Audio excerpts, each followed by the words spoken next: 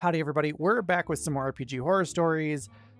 Let's just jump right into it. Our first story is from user I Need a New Account Man and is titled, I think I might have met the worst D&D player I've ever seen. Okay, so I'll give a little context before I tell this. I'm a beginner DM. I've run like less than 5 games, but my last game was Candlekeep Mysteries. I chose that because I wanted to find drop-in, drop-out point for people who weren't feeling the game. So we played through a couple of those, but finally got a solid group together. Me as the DM, Curtis, Kyle, a really funny guy who I like a lot, and Paul, an older guy, 50 to 60-ish, whose wife actually asked me to include him.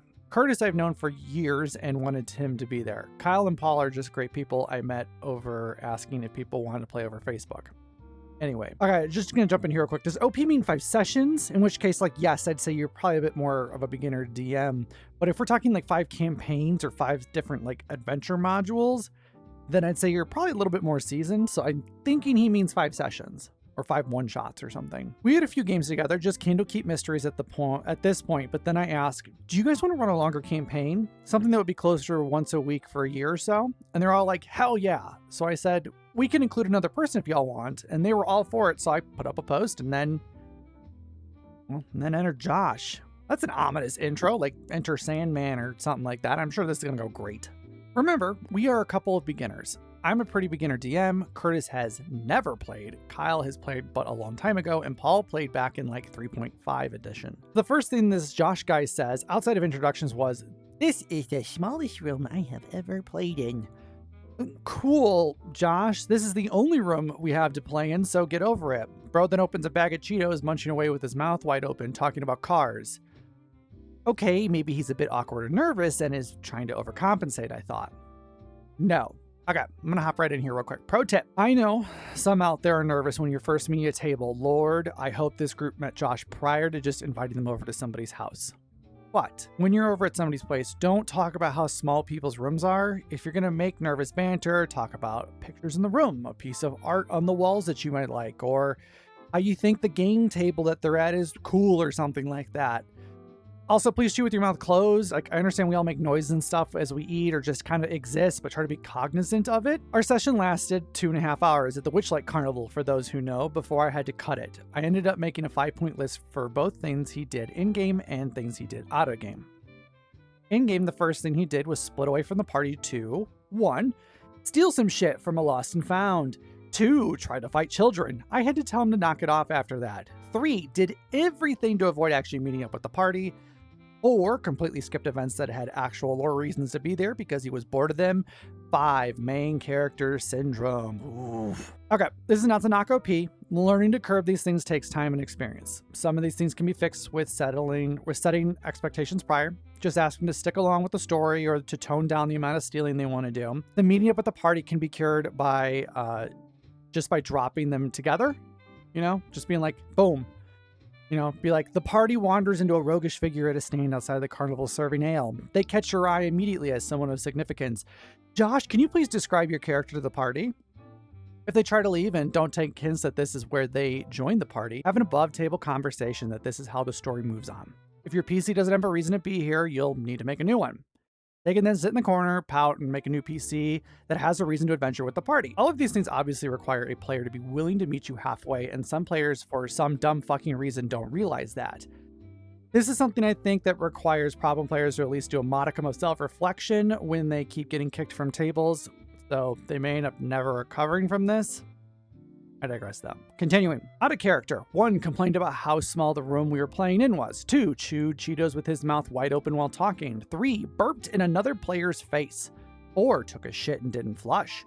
5. Consistently said, my character doesn't like your character because you're a dwarf. These are things that you can kind of curb with a session 0 laying out ground rules, but a lot of these things also require someone to be a decent human being. Like, who burps in another player's face? What the fuck are you, 8?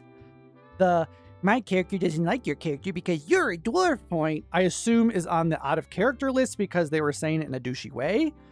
It's one thing to explain above table why your PC does or thinks X, but, you know, don't be a dick about it. Also, in-game racism needs to be discussed ahead of time as a thing. Some people don't want to deal with it a ton, or it can be disruptive if it becomes too much.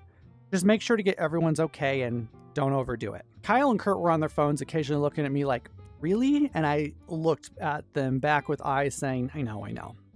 Paul was a lot more tolerant, but even he was starting to get annoyed, especially since he was the dwarf character. I still feel kind of bad for kicking someone out of the group, but I know it was the right decision. Also, the longer I've spoken to the other players, the more and more they tell me, nah, thank you for getting rid of that guy. In this instance, it is totally justified. Josh didn't want to work to collaboratively play the game and was also being rude and disgusting at the table. Just one of those things could really get you kicked, so it's totally okay to boot somebody for multiple instances of this. Hopefully, OP is kind of, not say learned their lesson, but learned a little bit of what to expect. Maybe they learned to set boundaries, hopefully. Hopefully they've also learned to kind of maybe screen a little bit better. That's something that takes time to learn as well. Hopefully they learn from this though, and their next player at the table isn't so fucking shitty.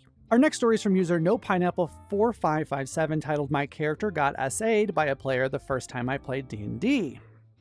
Gonna be a spicy one. This happened a couple years ago and I haven't played D&D since. I had always wanted to play D&D since I was a child, and in 2023, me and a bunch of friends decided to give it a try. It was everyone's first time playing anything like D&D and we were so excited. My cousin was the DM and he decided to do a silly short campaign since we all agreed that something really serious could be really complicated since we had no idea what we were doing. First couple sessions were alright except for one person, a bard who had a pretty serious main character sin. At first, it seemed like he was just kind of dumb and couldn't figure out how anything worked. For example, he tried to use high-level spells and gave himself legendary items, but we just told him to stop and explained to him how we made our own character so he could have some guidance. Something I think beginner groups mess up with is not having a session zero to lay out ground rules and not having the DM review the character sheets ahead of time. It appears this might be the case here, problem players trying to give themselves high-level spells and the items that are also high-level when they probably should not have access to those just yet. The third session, when everything went to shit, we entered our first dungeon and we found that the villain we had to defeat was actually a kidnapper who used children as meat shields because the DM thought it would be hella funny to have a villain based on a real guy who was exposed as an actual. This was really triggering for me, and I just tried to keep calm and pretend none of that was actually happening. For clarification, these guys were my only friends at the moment, and I was desperate. Again, ground rules need to be laid out. Even if it's something as fake children potentially being utilized as a human shield, or basing the villain on a real life villain. Always lay out some ground rules, always make sure everybody's comfortable. They're beginners, so, you know, I guess roll with it. After we finally killed this guy, we were going to camp and pass the night since our characters were exhausted. I was ready to call it a day and end the session after that, but the bard had other plans. Turns out he found all of the dungeon hilarious and wanted more. My character was the only woman in the party, so he asked the DM if he could cast charm on me to rape me. The rest of the party was silent and clearly weirded out, but the DM, my fucking cousin, said that it was funny and told him to roll for it. He succeeded the roll and proceeded to do it. So sorry, OP. I was sick. I decided to kill his character before leaving, and shortly after the campaign was canceled. I actually get so mad just thinking about all of this. I haven't played D&D since, except for a time where we tried to do another campaign without that guy, but we only played once for other reasons. What the flying fuck? 1. Themes like this, especially when it's a player interacting with another player in such a way, need to be discussed and approved by all ahead of time. 2. Charm is not fucking mind control. If something would clearly cause harm to a PC or a person that is charmed, they would not just engage with it and go with it. 3. If shit like this is happening at a table and you are uncomfortable, speak up. I know confrontation can be hard, but you'll save yourself a lot of mental anguish if you stop something like this from happening before it gets described in such graphic detail.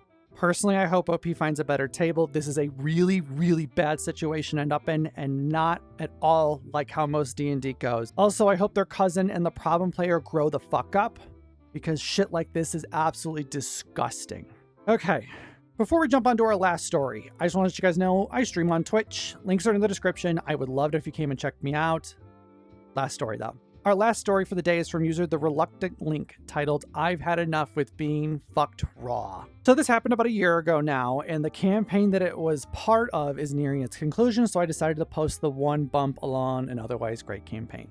My group was playing a campaign that I mostly stole from Tyranny of Dragons. We started with 6 players, gnome bard obsessed with ducks, orc warrior raised by goblins and doesn't realize he's an orc, Jimbro, Dragonborn Paladin, the Paladin Squire, Kobold Sorcerer, then the problem PC who's basically Warlock Aladdin, and his friend who was a Desert Ranger that worshipped dragons. To be honest, this sounds like the most average D&D party ever, and I love it.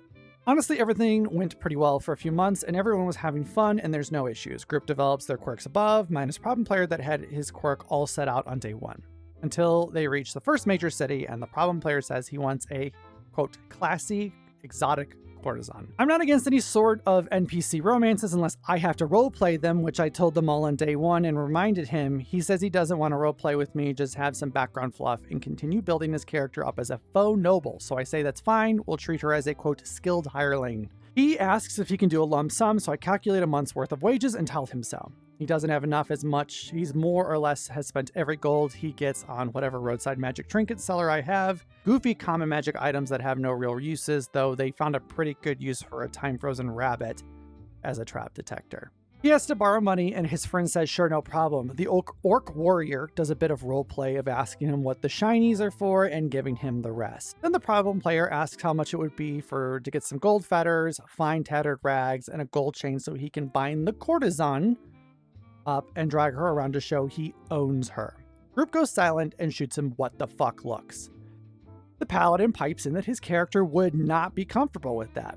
Orc warrior says his character would, but he himself isn't. I'm glad the party is speaking up about both in and out of game comfort levels. Please always be willing to discuss what your boundaries are with the rest of your party and your DM. Always, always, always. I tell them no. That makes people in the group and me uncomfortable, so I will not allow that. In addition, they're in a state where slavery is illegal, punishable by death, and they will be stopped by every guard and knightly order they come across. He quips he'll, quote, have her sign a contract, so it's not slavery. I tell him it doesn't matter, and that she's a courtesan, and that would hurt her reputation, so she would under no circumstances agree to that outside of the bedroom. He puffs up and shoots, she's a hooker, and I shoot back, no, you said a classy, exotic courtesan. She's not a back alley hooker that's desperate for money. Drop the outfit and pay the gold to hire her for a month, or drop her entirely and keep the gold. He says fine and proceeds to describe her as basically Elf Jasmine, and the campaign continues without any issues for about 5 sessions until they get to the next big city. He has her a couple times helping them sneak in an enemy wagon by distracting the guards, and we hit a month post hiring her when the issues start to come back. Okay, I'm glad OP stood their ground and wouldn't let them run wild with an NPC. I would have paused if one of my players tried to do this, but that's because PCs owning slaves of any sort would make me, as a person, just personally uncomfortable. We set up the session, we were waiting for the paladin to show up. I'm mostly doing some bookkeeping, finding out what areas the party may want to visit, and I remind the problem player that it's been an in-game month and ask him if he wants to do a monthly pay or go weekly, since we are now in a segment of the campaign where there's less travel and time skipping. Props to OP for giving him payment options for the hireling. I would personally just do month to month because that makes my life a ton easier. He goes off saying he doesn't need to pay her as he has a contract. I say, yes, an employment contract. You have to pay employees or the contract is void. She's just a whore, he yells. I own her. No, you do not. As I told you before, slavery is illegal. You have to pay. We can do daily, weekly, or monthly pay, but if you want to keep her, then you have to pay her. I'm not paying her, he says. Okay, then she goes off into the big city to get a job that pays. If you want, you can hire her at a later date. I give him a shrug. I've had enough with being fucked raw, he sees as he slowly packs up his folder and over like 5 minutes and then tells his friend, the Desert Ranger, to grab his stuff so they can go. The friend says he'll hitch a ride later. He's having fun in this campaign. I'll tell him I'll give him a ride after the game, and the problem player storms out. Session continues without issue other than the paladin not showing up since he couldn't get his car started, and the only lasting effect is the party seeking out to hire the courtesan as their head maid once they get a castle, and a long running joke of when the dice gods are pissed off, someone shouts, I'm tired of being fucked raw, and slowly putting those dice in jail. TLGR, middle-aged guy wants to roleplay his sex trafficking Aladdin fantasy and becomes a group meme. Edit, drop the part where he's packing up. He says his character tells everyone he's retiring to open a brothel with the courtesan. I love when people get pissed that something doesn't go their way, so they like kind of, as they're leaving, force the issue and are like, nope, this is what happens. Overall though, sounds like the trash took itself out. This player needs to chill the fuck out. It clearly has been laid out that the hireling is a paid employee and not a slave. I hope they never let this person back at the table. There is no way he doesn't try to do this again if they do. Glad they turned his outburst into a meme to make light of it as well. Always a good way to kind of clean up a shitty situation. Thanks everybody for hanging out. That's going to be it for me today. Please remember to like, subscribe, and comment. I love to get to read your comments. Catch me out on Twitch as well. Links are in the description. I will see you guys all in the next one. Bye everybody.